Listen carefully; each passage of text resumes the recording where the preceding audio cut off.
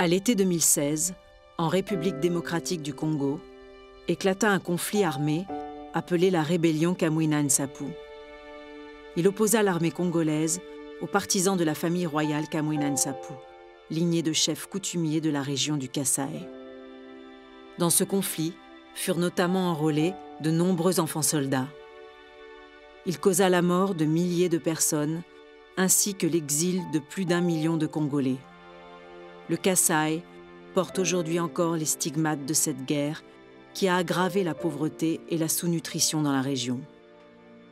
Les habitants et les nombreux orphelins qu'a laissé ce conflit tentent aujourd'hui de faire face, comme ici, dans le village de Kalomba.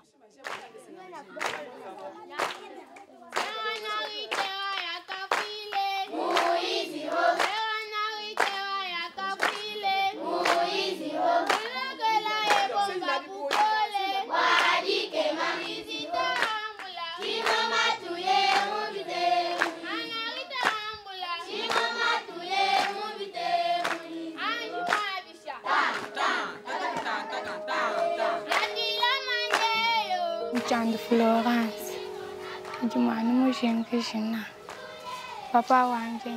Je m'appelle Florence, j'ai 14 ans. Mon père, ma mère et mes 2 frères ont été tués pendant le conflit de Kamwina-Nsapu. Aujourd'hui, je suis toute seule. Je suis orpheline.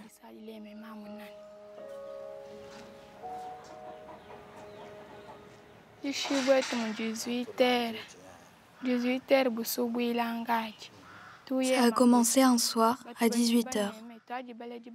On a entendu des coups de fusil. Il y a eu un grand mouvement de panique. Tout le monde s'est enfui. Je ne savais pas où étaient mes parents, ni mes 2 grands frères. On m'a dit qu'ils venaient tous d'être tués. Après ça, je me suis enfuie dans la forêt pour me cacher. J'avais 12 ans à cette époque. Je suis restée cachée dans la forêt pendant 1 mois. J'ai survécu en mangeant des sauterelles et des carottes. Quand je suis rentrée au village, j'étais très mal en point. J'ai dû aller à l'hôpital. Là, j'ai rencontré sœur Sylvie, à qui j'ai raconté mon histoire. Elle a décidé de m'emmener au couvent et de me prendre en charge.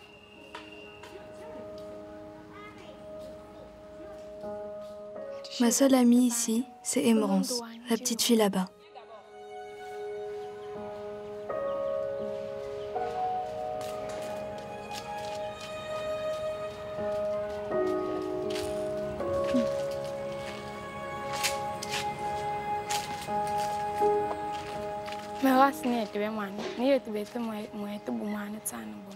Elle est arrivée juste avant moi au couvent. Je la considère comme ma petite sœur. On dort dans la même chambre.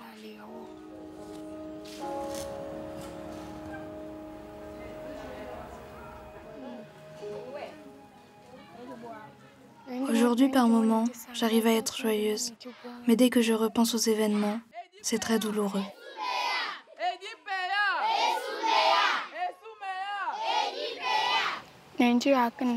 Plus tard, je veux faire des études de médecine. Si j'arrive au bout, je m'occuperai des orphelins.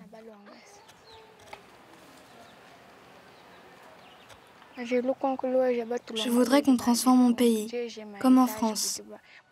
Parce qu'en France, il y a des maisons à étages, il y a de l'eau potable.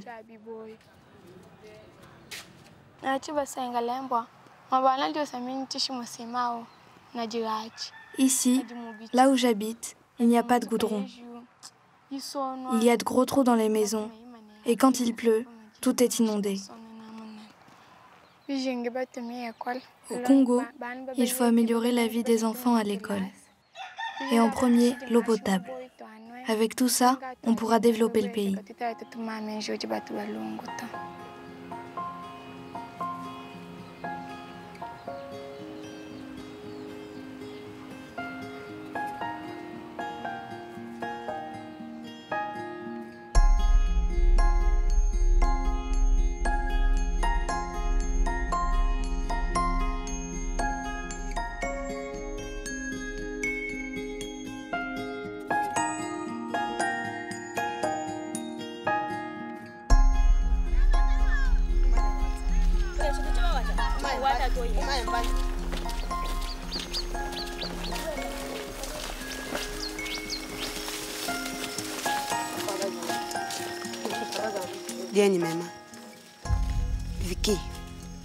Je m'appelle Vicky.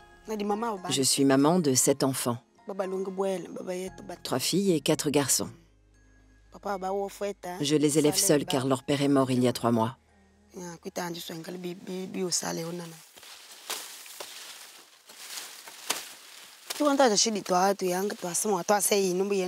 Le matin, je pars à 8 heures de la maison. Je marche pendant 3 heures pour atteindre le champ que je cultive. Quand j'ai terminé de travailler, je vais chercher de l'eau et je me lave en même temps. Puis je rentre chez moi vers 17 heures pour préparer le repas.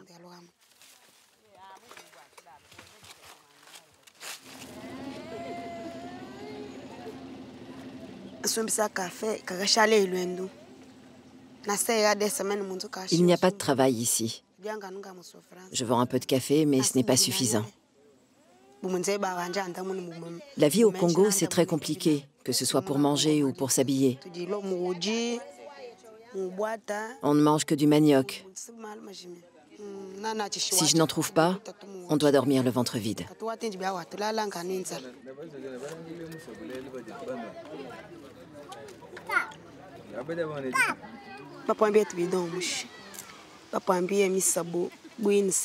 Récemment, j'ai dû amener ma fille au centre de santé.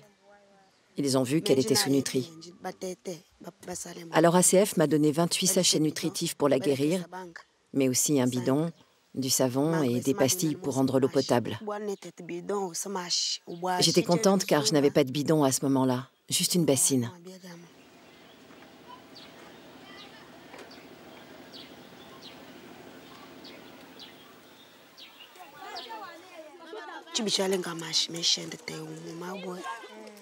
Je n'ai pas assez d'argent pour payer l'eau du puits aménagé dans le village. Alors je dois marcher longtemps pour venir puiser l'eau à la source. Je puise 5 bidons de 20 litres pour la journée.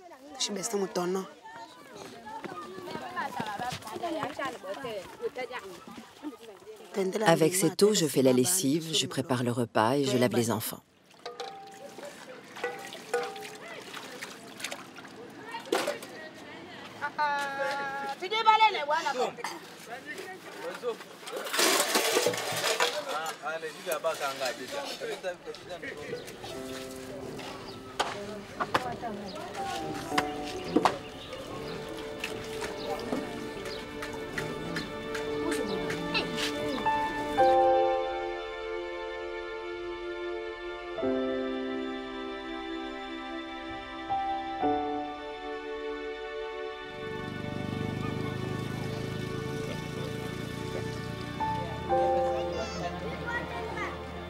Je m'appelle Boniface Makin Wetungani.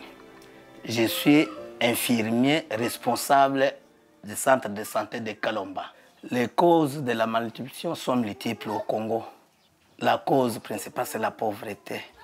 Et autre cause, les maladies. Par exemple, la malaria. Pendant la nuit, le moustique vient piquer l'enfant, il transmet la maladie à l'enfant. Si l'enfant fait une semaine avec la fièvre, alors le sang diminue et l'enfant tombe facilement dans la malnutrition.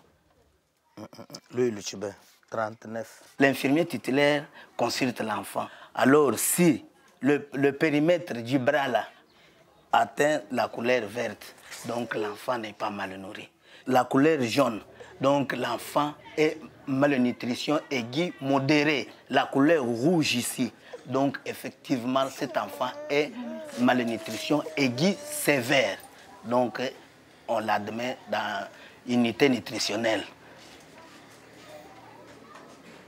Auparavant, l'année passée, l'action contre la faim nous a beaucoup aidés. Il a pris la gratuité des soins qui a duré 7 mois. Nous avions beaucoup respiré avec cette gratuité-là. C'était bien. On soignait beaucoup d'enfants, c'est 100 enfants par jour. On pouvait même soigner 1000 quelques enfants par mois. Depuis qu'on a arrêté la gratuité-là, nous avons beaucoup enregistré les décès à domicile, à la maison. Si on ajoute encore 2-3 mois, on va beaucoup encaisser les cadavres de la malnutrition surtout. Et beaucoup, nous sommes aussi en pure de médicaments. On ne sait pas comment soigner les enfants.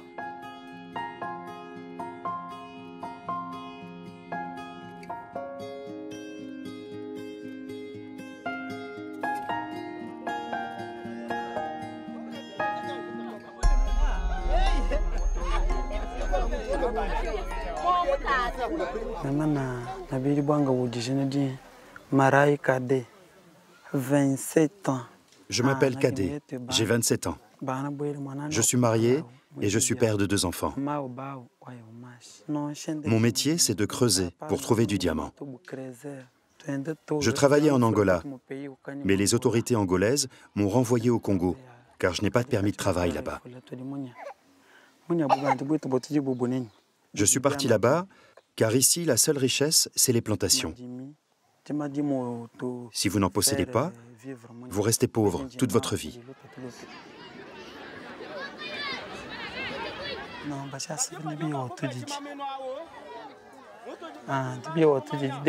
Quand je suis revenu d'Angola l'année passée, Action contre la faim m'a proposé de participer à un programme avec un groupe.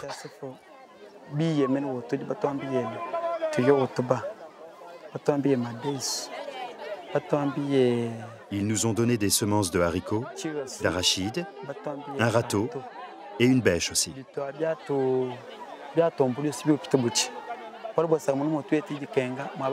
Depuis, des agronomes viennent régulièrement pour nous montrer des techniques qui donnent le meilleur rendement possible. C'est pourquoi moi j'ai bien. Ceux qui sont là directement, ils peuvent commencer.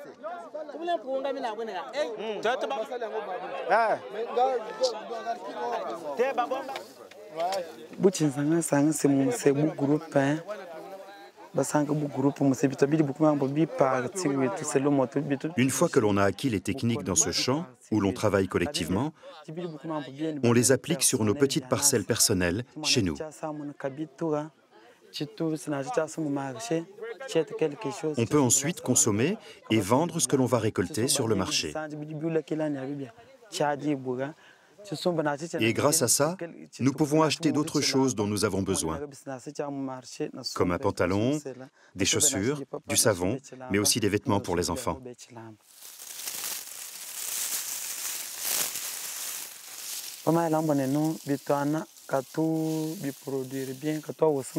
Si on suit bien les conseils et qu'on applique les techniques, ça doit donner des résultats au bout d'1 mois.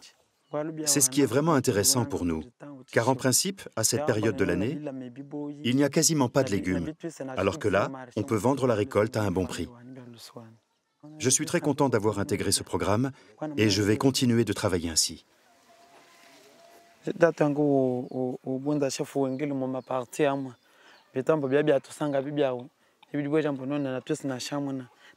J'espère ainsi pouvoir gagner assez d'argent pour payer les frais scolaires de mes enfants, qu'ils puissent aller à l'école et ensuite à l'université pour pouvoir assurer leur avenir. Et le mien aussi.